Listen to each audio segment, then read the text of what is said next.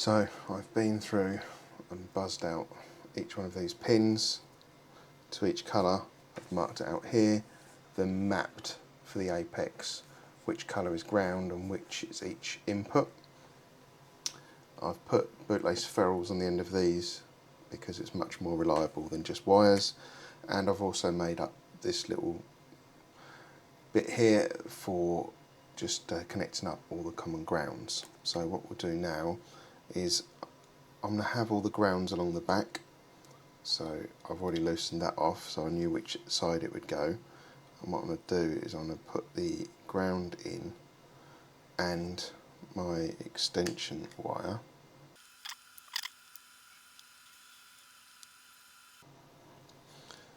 So that is the first connection. Go in there, that way around, and then I'll just common up all these other grounds. So I'll fit this in here.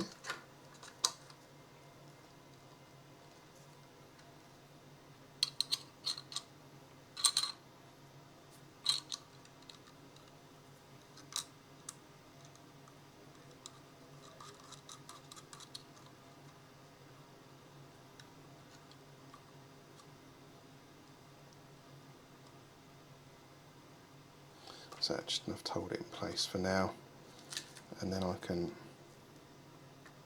undo the other back screws here.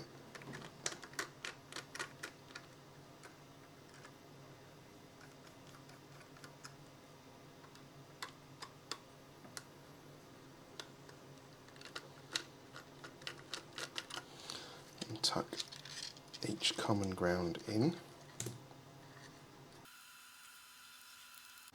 So that's the first one in. These other ones should be a little bit easier.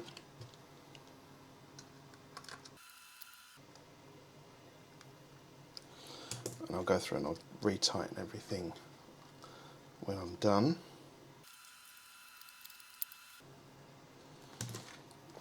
And then this last one needs to go in here.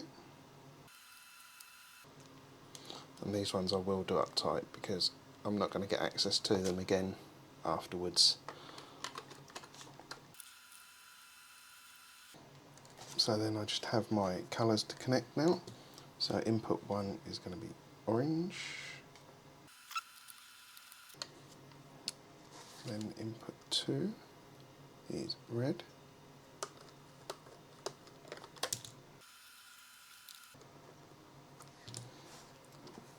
Input 3 is yellow. And input 4 is black. And then we have input 5 here, which will be green. And then we have 2 wires left.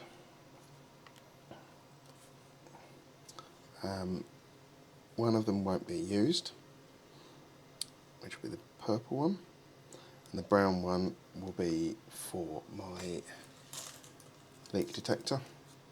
So I'll connect one of these wires. I won't just jam it in this hole, but for the purpose of the video that will get connected to there, and then this one will go in with the other grounds, and that will be my leak detector. Now that's not a very long lead, so what I did is I got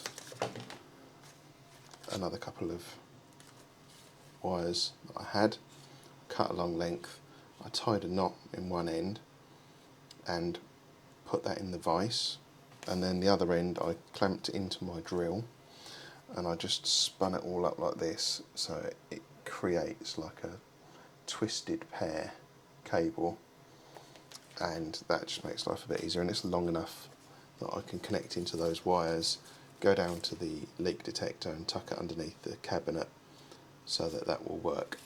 So I'll do that bit next.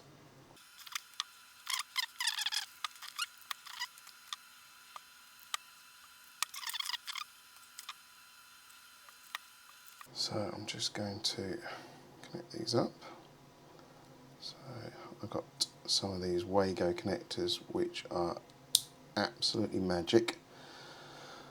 Easily the greatest invention of all time. Connector here. The beauty of this is, I've got a pair of these, is I have one of these, but I can put another one in parallel, so I can have 2 leak sensors if I wanted. So that's why I've left it set up like this. I'll take this other one.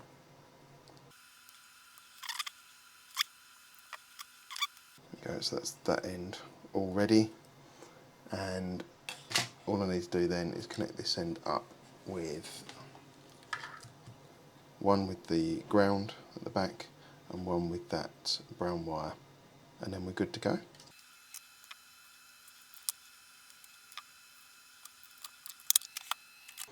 So here we are, moment of truth. Time to plug it in and see if I've wired it all up right. Well, nothing went bang. It's a good start. Let's see.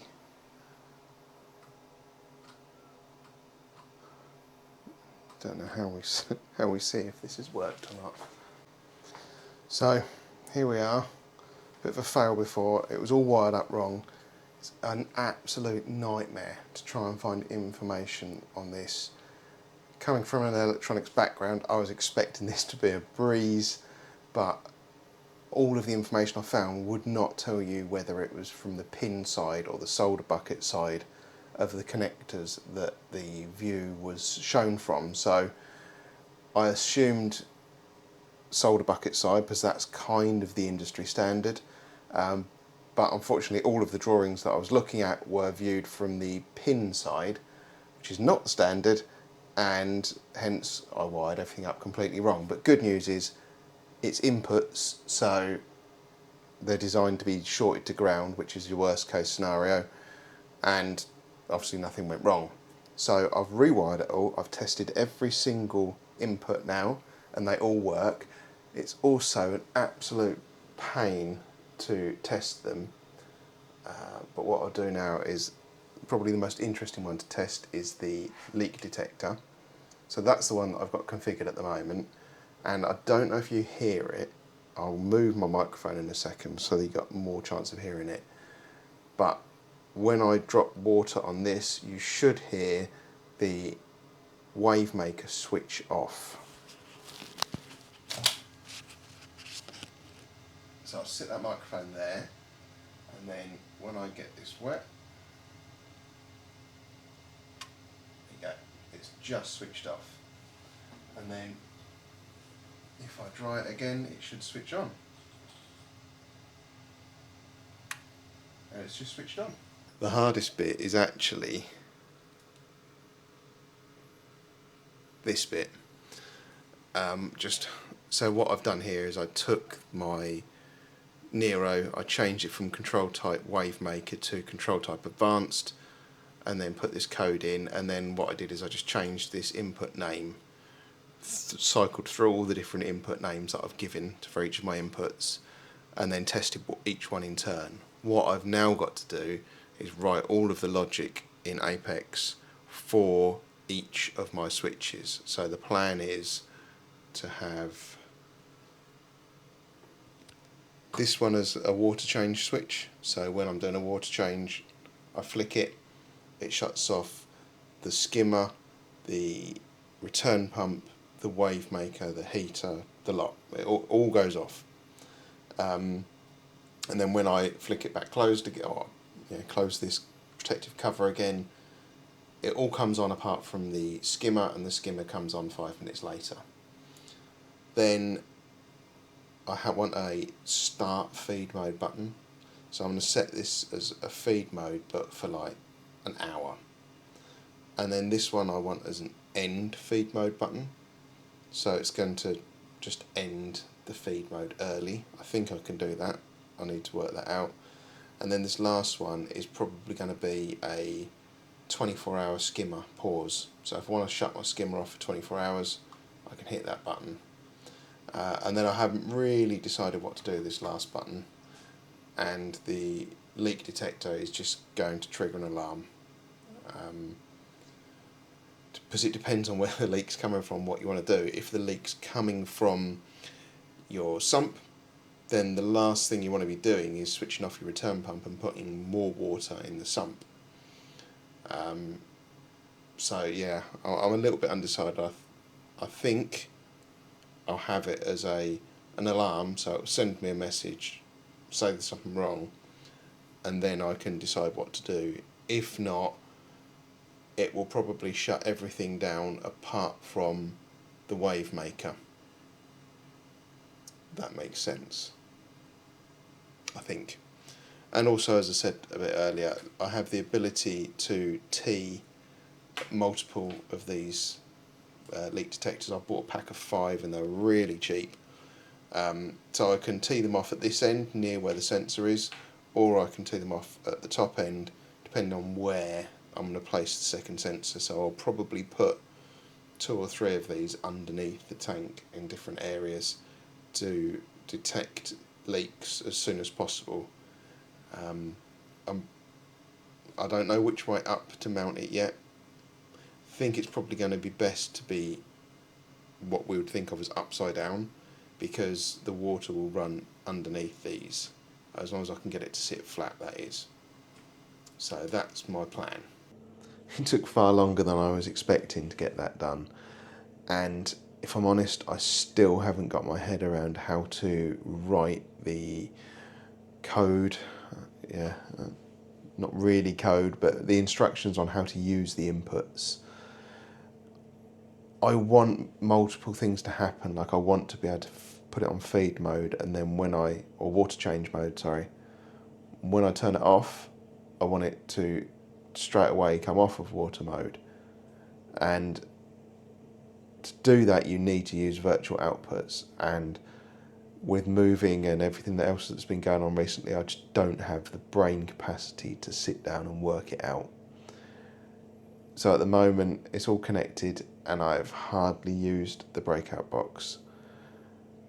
I don't know what's going to happen. I imagine once I've got the move sorted out and maybe a new tank sorted out and everything's settled, then I can sit down and really get my head around virtual outputs and work out how the hell they work. And then there'll be another video on how to make that bit work. But hopefully, if you're wanting to make a Breakout box, this video has been helpful. Apologies that it's almost over 12 minutes long. Thank you very much for watching, and I'll see you in another video really soon.